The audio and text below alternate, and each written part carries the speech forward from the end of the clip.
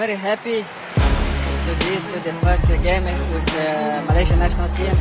But the most important for me is not to be the man of the match. It's just to help us in our targets. And the most important is the win to follow.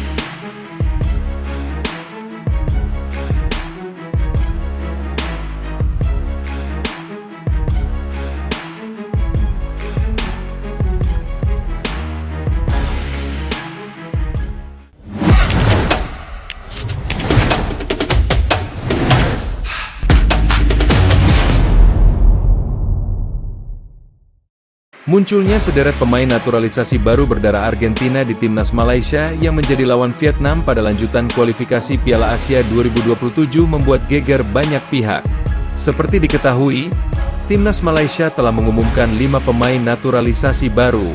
Nama pertama yang diumumkan sebagai amunisi baru skuad Harimau Malaya ialah Facundo Garces, bek tengah kelahiran Argentina. Setelah itu, muncul 4 nama baru. 2 diantaranya juga berasal dari Argentina, yakni Rodrigo Holgado serta Imanol Machuca. Adapun 2 nama lainnya ialah John Irazabal, Spanyol, serta Joao Figueiredo, Brasil.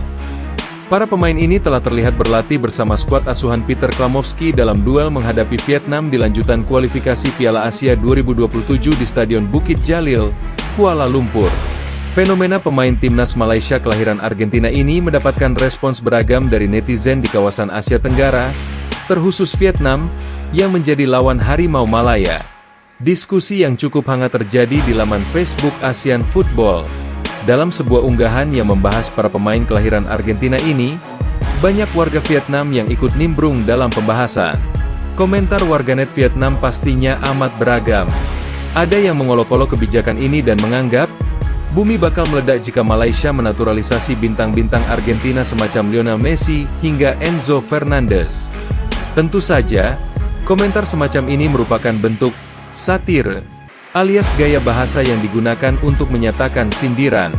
Sebab, ada pula yang menyebut timnas Malaysia tak ubahnya sebagai klub PBB karena diperkuat banyak pemain dari berbagai negara. United Nations Club, tim PBB, transfer market, tulis Pham Binh Minh. Membangun chemistry dengan banyak pemain baru tidaklah mudah. Ia melanjutkan, sebagian besar netizen Vietnam merasa penasaran dengan darah keturunan Malaysia yang dimiliki para pemain ini.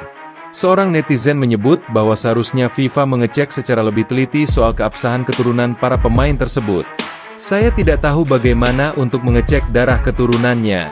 Saya pikir FIFA tidak mengecek pemain-pemain ini karena mereka sudah datang dengan paspor Malaysia, tulis Hong Nam. Reaksi lainnya yang diperlihatkan ialah dugaan publik Vietnam yang merasa bahwa para pemain ini datang hanya karena uang.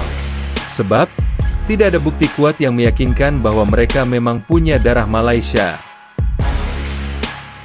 Saya membaca sebuah komentar dari netizen Argentina yang mengatakan bahwa mereka datang ke Malaysia hanya untuk uang.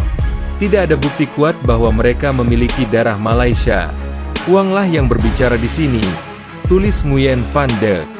Timnas Indonesia dan Malaysia kini punya satu kesamaan mencolok, ketergantungan pada pemain naturalisasi. Namun, pengamat sepak bola Vietnam, Quang Huy, menilai langkah keduanya ternyata tak sepenuhnya sejalan. Quang Huy melihat perbedaan mendasar dari proses naturalisasi pemain di tubuh Garuda dan Harimau Malaya. Malaysia memang banyak menggunakan pemain non-lokal dan terus menambah pemain naturalisasi. Tapi ini membuat identitas tim perlahan menghilang.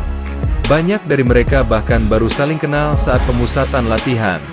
Tapi tetap saja, kemenangan jadi yang utama dalam olahraga, ujar Quang Huy dikutip dari Soha. Di sisi lain, Huy menyebut Indonesia punya pendekatan berbeda. Alih-alih asal comot, PSSI dinilai lebih selektif dan fokus pada pemain berdarah Indonesia, terutama yang berkarir di Belanda. Indonesia tidak mengambil jalan pintas seperti Malaysia. Mereka mencari pemain dengan darah Indonesia. Malaysia meniru strategi itu, tapi mencari ke Amerika Selatan, ke negara seperti Argentina dan Brasil, untuk menemukan talenta yang belum terpakai. Lanjutnya, perbedaan visi juga menjadi sorotan. Menurut Quang Huy, Indonesia tampak menatap ke depan dengan pembangunan jangka panjang, sementara Malaysia lebih fokus ke hasil instan. Malaysia bermain untuk hasil sesaat. Indonesia merancang masa depan dengan pengembangan berkelanjutan. Tapi tetap saja, keduanya kini punya skuad yang kuat dan bisa menantang tak hanya Asia Tenggara, tapi juga level Asia, tegasnya. PSSI dalam 2 tahun terakhir memang gencar memboyong pemain keturunan dari Eropa, namun tetap menjaga akar identitas nasional. Berbeda dengan Malaysia yang baru-baru ini merekrut 7 pemain dari Eropa dan Amerika Selatan, sebagian besar tanpa darah keturunan, untuk menambah kekuatan armada mereka.